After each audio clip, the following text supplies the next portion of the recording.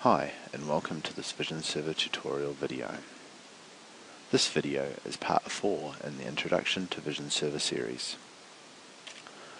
The aim of this video is to demonstrate communications to external devices, some of the advanced development features,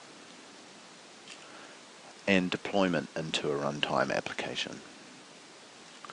The application I have open here is the one that we've been developing for the previous tutorial videos. It's a simple motion detection application.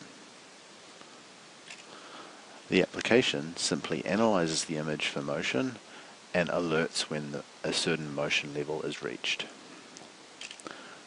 Now currently, when this motion level is reached, all it does is display a red box. What we actually want to do is communicate this to an external device. In this case, I'll be demonstrating connecting to an OPC server. But this can be done in a very similar way into one of many other devices like Micrologic's PLCs, Beckhoff PLCs, cameras and other devices. So for our communication, the first thing we want to do is go to our device manager, and you can see here how we've actually detected an OPC server. This OPC server is a simple simulation server that we can use for testing purposes. So let's just go ahead and connect to it. So I'll right click and connect, and we have a path which is a server name, and we just need to give it a name for using within VisionServer. So we'll just call it OPC, and we'll go accept. So you can see now it's connected. So that's all we need to do in the device manager. From there, we now go back into the tag manager. So we'll go up to our tag manager. So what we're going to do here is set up the tags to retrieve the data from the OPC server, instead of what they usually do, which is store the values locally.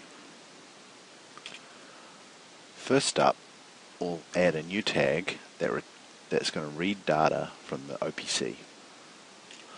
What you'll find is if we go to our selected path in our tag manager, and we'll just press the open square bracket key, and you'll see that we actually get a list of all the OPC variables available on the OPC server.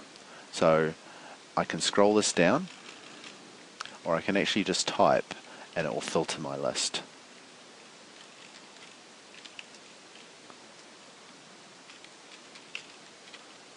So in this case, I'm just going to use system time second. It's a value we can easily see that's updating. And now what I'll do is I'll give this tag a name. OPC time seconds. And we have to set this so we know that's seconds, so this is going to be an integer value. So now that's all set up. One thing you'll notice on the right hand side is we get to specify an update rate. So this is how often the OPC server should update its value for VisionServer. We'll just leave this at 1000 milliseconds, as we don't need this data very often. Alright, so now we can easily just go to our main menu, add a graphic control, and we'll go to user controls, a label, and let's just put it on here and go. So we just go to our $OPC time seconds. And now we're connected, and you'll see if we go to test mode, the value here is updating. So that data is coming from the OPC server.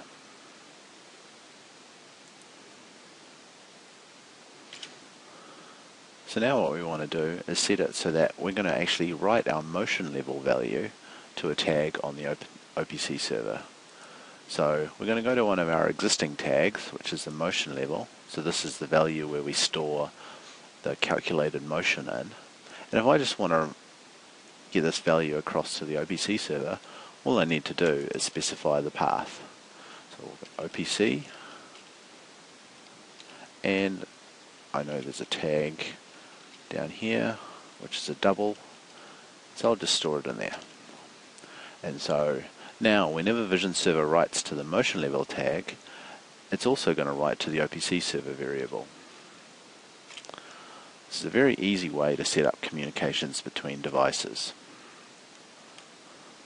This communications between devices behaves the same way on an OPC server, a Micrologic's PLCs, communications to cameras and other devices. So it's a very common way of interchanging data between devices. So that's VisionServer communications in an overview. And so now what we're going to look at is some of the advanced development features in VisionServer. So often what we want to do is we want to find where we're using tags. So with our search box at the top, I can actually type in any object, any text, and it will actually search within the application and find objects that match it. So you can see here I've typed in OPC and it's found the OPC time seconds tag. So if I select this and press enter, it's actually going to give me a tag search. This tells me anywhere in the application where this tag is used. So if you look closely here, it says that the OPC time seconds tag is used on the menu main page on a label, and it's connected to the text property. But also I can double click on this and go directly to that object. And you'll see in this binding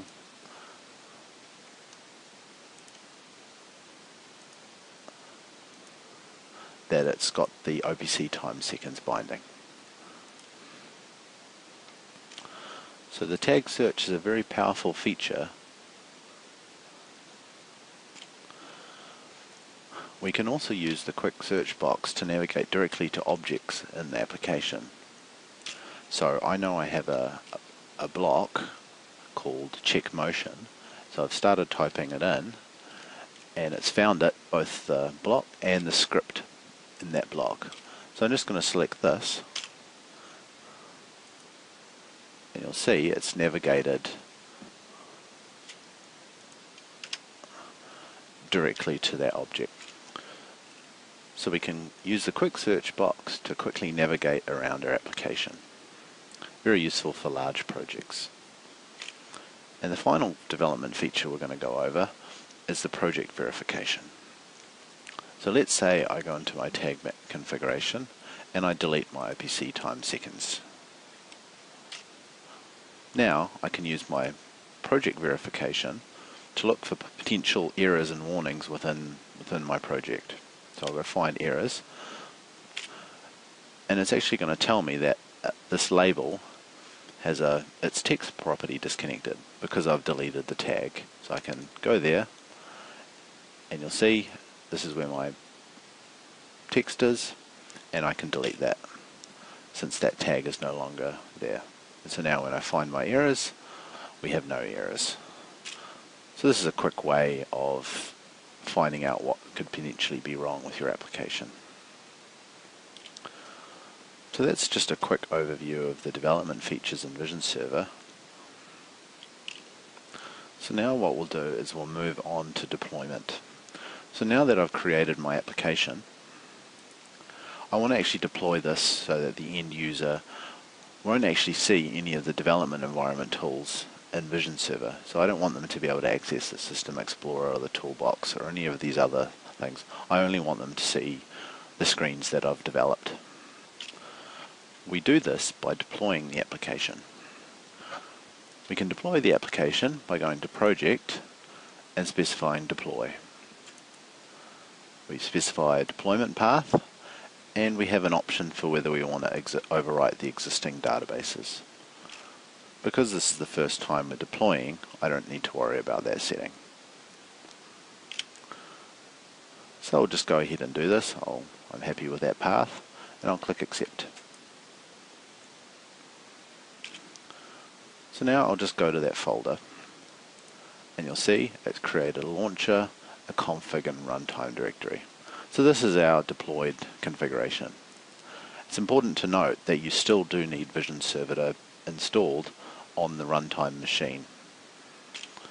So what we'll do now is we'll close our project and start our deployed application. So let's close this down.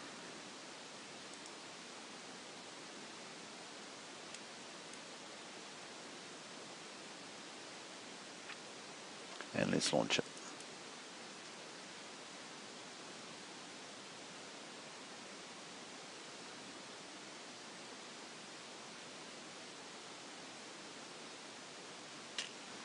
So you can see our application is now only taking up the portion of the screen that we actually decided it should take up. So we can navigate around, go to our diagnostics, and we can turn this online to start doing some motion detection.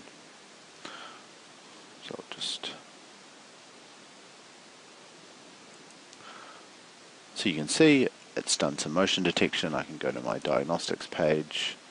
I won't see any motion there. My results page. I can click on the image.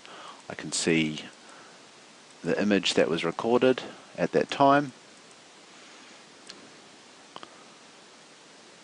And we pretty much have a fully featured application, fully deployed to the end user. That's all for this video. Thanks for watching.